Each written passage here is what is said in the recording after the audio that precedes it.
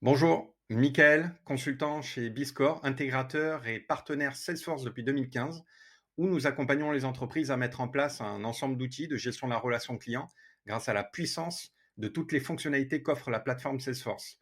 Aujourd'hui, on va découvrir une fonctionnalité qui est sortie dans la version hiver 2024. C'est parti! Bonjour à tous et bienvenue dans cette présentation de la nouvelle fonctionnalité inspection du pipeline de Salesforce, tout droit sortie de la collection hiver 2024.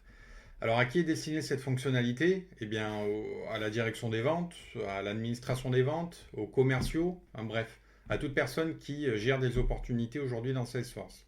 Alors, à quoi ça ressemble cette nouvelle fonctionnalité? Eh bien là, sur l'écran, vous avez effectivement le nouveau visuel qui est disponible une fois que l'inspection du pipeline est activée dans votre organisation. Alors, si je retourne sur la vue traditionnelle, celle que tout le monde connaît, c'est celle-ci avec vos différentes vues de liste, d'accord? Et l'inspection du pipeline va se trouver sur ce bouton-là qui apparaîtra une fois qu'il sera configuré dans votre organisation. Et lorsque vous cliquez dessus, vous allez arriver sur la nouvelle interface.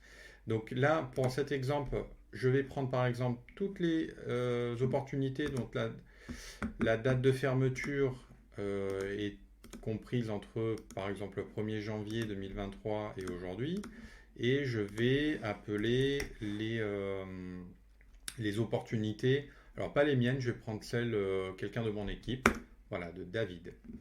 Et donc là, j'ai la liste de toutes les opportunités, d'accord, que j'aurais pu avoir dans l'autre vue, mais que là, j'ai dans la nouvelle vue. Et voilà à quoi ça ressemble. Donc on a cette partie beaucoup plus visuelle avec un bandeau supérieur qui va récapituler l'ensemble des informations des totaux, donc la somme des opportunités, les nouvelles opportunités qui sont arrivées dans cette période-là, les opportunités gagnées, les opportunités où il y a eu un accroissement du chiffre d'affaires potentiel, donc un accroissement du montant, les entrées, les sorties, les opportunités dont le montant aurait été diminué, d'accord, les opportunités perdues et les opportunités en retard, donc celles où il y a des dates de fermeture qui sont antérieures à aujourd'hui. Donc là, ce qui est intéressant de voir aussi sur ce bandeau supérieur, c'est qu'on a accès directement à un graphique qui va nous donner aussi une vue plus visuelle du cycle de vie, de l'évolution des opportunités sur chaque catégorie, sur chaque étape, d'accord, comme on a vu ici.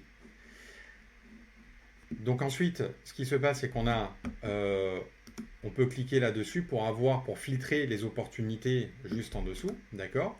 Et par exemple, moi je veux voir les opportunités qui sont en retard, donc c'est toutes celles-là, et je vais pouvoir utiliser différentes actions directement depuis ici, au lieu de rentrer dans l'opportunité, de modifier, etc. Je vais pouvoir mener certaines actions directement là. Je peux par exemple changer le nom d'opportunité si je veux. Je peux très bien modifier le compte qui est rattaché à l'opportunité. Je peux modifier des dates de clôture, des étapes. Et donc si je change les étapes, eh bien ça pourrait potentiellement changer également ici au niveau de la frise supérieure. Je vois ici le score des opportunités. S'il est activé dans votre organisation, c'est un score prédictif qui permet de prédire si l'opportunité a des chances d'être gagnée ou plutôt d'être perdue, ou s'il faut vraiment mener des actions dessus. Et ensuite, toute une série de champs. Alors, ces colonnes sont personnalisables. Hein, on peut en enlever, en ajouter, donc en fonction des champs qu'on a sur l'opportunité. Là, j'ai par exemple le nombre de jours depuis lequel l'opportunité est à l'étape Discovery. Donc, ça me permet aussi de juger un peu de la dynamique de l'opportunité. La probabilité qui est configurée par défaut et le nom du propriétaire. Donc, fonctionnalité aussi intéressante là-dedans, c'est que je peux ajouter des marque-pages sur les opportunités, par exemple, que je juge importantes, sur lesquelles je veux travailler, par exemple, cette semaine, ce qui me permet de les appeler directement ici et de ne filtrer que les opportunités qui ont un marque-page. D'accord? Si je reclique là, eh bien je reprends toutes mes opportunités. D'accord? Autre aspect intéressant, toujours dans l'inspection du pipeline, sans sortir de cet écran-là, je peux voir tout ce qui concerne les activités. Donc, les activités, c'est les tâches, les événements, les emails envoyés, etc. Comme vous voyez ici, qui sont catégorisés par famille. Donc, s'il y a des tâches, des réunions dans le futur, s'il y en a eu dans le passé, alors on peut afficher les 7 derniers jours et les 30 derniers jours. Pour l'instant, on ne peut pas aller au-delà. Et je peux aussi, directement depuis cet écran, faire une action, donc envoyer un email ou créer une tâche. Admettons sur cette opportunité, bien je veux essayer de la clôturer, d'avancer, alors soit de la gagner, soit malheureusement de la perdre, mais je peux, ici, quand je clique dans ce petit icône, ça m'ouvre le panneau latéral et je peux très bien, hop, envoyer un email directement d'ici. Bonjour monsieur le client, où en êtes-vous de ma proposition, etc., etc. Et donc l'activité est enregistrée, on la retrouve bien évidemment si on rentre à l'intérieur de l'opportunité, on la retrouvera dans la liste des activités, etc.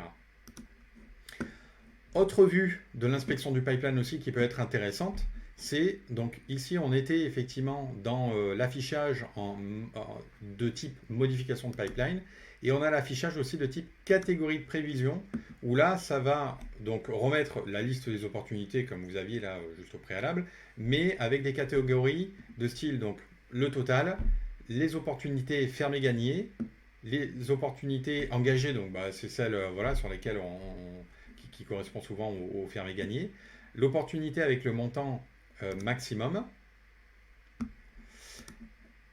le montant des opportunités ouvertes, donc ni fermé gagné ni fermé perdu, c'est votre pipeline d'opportunités sur lesquelles vous devez normalement mener une action, et les opportunités fermées perdues. Et ensuite, on a vraiment le même écran avec les mêmes possibilités de faire des modifications directement là et de mener des actions, d'enregistrer des activités, etc.